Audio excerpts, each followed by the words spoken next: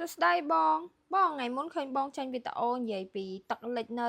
ខាងវៀតណាមមកបងឥឡូវមានអីអាប់ដេតបន្ថែមទៅខាងអតិជនអត់បងអូបានតាក់ទងជាមួយនឹងរឿងការ delay របស់កុងតឺន័រហ្នឹងឥឡូវហ្នឹងវាមិនមែនតាខាងក្រុមហ៊ុនយើងឬក៏ខាងក្រុមហ៊ុនផ្សេងទេ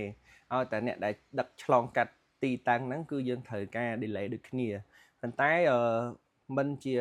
ប៉ះពាល់អីធ្ងន់ធ្ងរទេយើងអាចនិយាយថាពី20ទៅ30%នៃកុងតឺន័រខ្លះ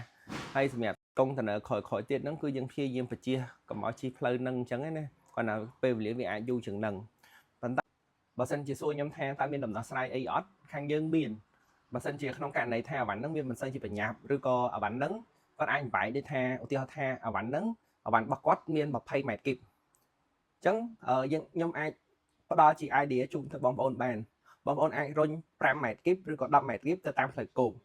អញ្ចឹងណាអញ្ចឹងរយៈពេលវាអាចលែតជាងតំណែងធម្មតាហ្នឹងប្រហែលថ្ងៃអីចឹងទៅប៉ុន្តែបងប្អូនអាចដើរមកផ្លូវទៀតបងប្អូនអាចយកតំណែងដែលសេសសល់5ឬ10ម៉ែត្រគីបទៀតហ្នឹងគឺបញ្ជូនចូលមកឃ្លាំងរបស់ក្រុមហ៊ុនយើងដែរប៉ុន្តែយើងធ្វើទៅតាមផ្លូវទឹកវិញដោយសារឃ្លាំងផ្លូវទឹករបស់ខ្ញុំសូមប្រម៉ូទតិចណាគឺយើងមាននៅឃ្លាំងហ្វសានផ្លូវទឹកកងចូលផ្លូវទឹកអ៊ីអ៊ូផ្លូវទឹកដូចគ្នាអញ្ចឹងមានដល់ទៅ3ទីតាំងដែលអាចជ្រើសរើសបានអញ្ចឹងណាហើយកាន់តែពិសេសនោះសម្រាប់ឃ្លាំងផ្លូវទឹក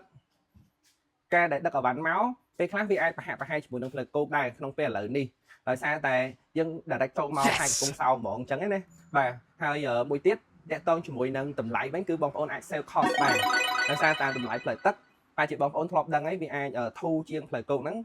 ប្រហែល$10ដែរទៅតាមប្រភេទអវ៉ាន់របស់បងប្អូនអញ្ចឹងណាអញ្ចឹងជំរើសនេះខ្ញុំគិតថាវាល្អសម្រាប់អតិថិជនដែលគាត់មានតំណែងច្រើនយើងអាចបែងចែកពាក់កណ្ដាលដឹកផ្លូវទឹកពាក់កណ្ដាលដឹកផ្លូវគោកអញ្ចឹងតំណែងវាអាចមកតាន់គ្នាអញ្ចឹងអាចធ្វើឲ្យបងប្អូនស្ទះតំណែងបាននេះហើយបើសិនជាចង់ដឹងពីព័ត៌មានបន្ថែមអាចតាក់ទងមកក្រុមការងាររបស់ខាងខ្ញុំនឹងបញ្យល់បន្ថែមអូខេអរគុណ